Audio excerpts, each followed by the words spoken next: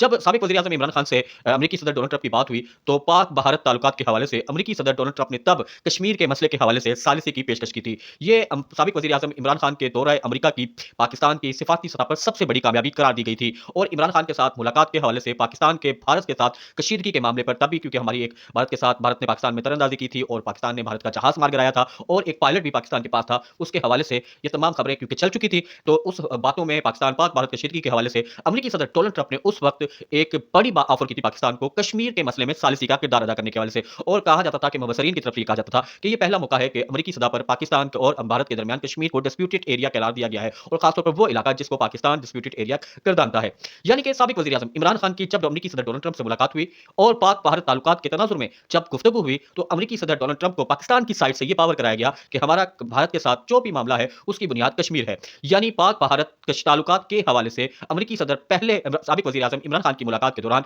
वो ये समझते थे कि अगर पाकिस्तान और भारत के दरमियान ताल्लुकात को बेहतर करना है तो कश्मीर के डिस्प्यूट पे उन्हें सालिसी करनी होगी। ये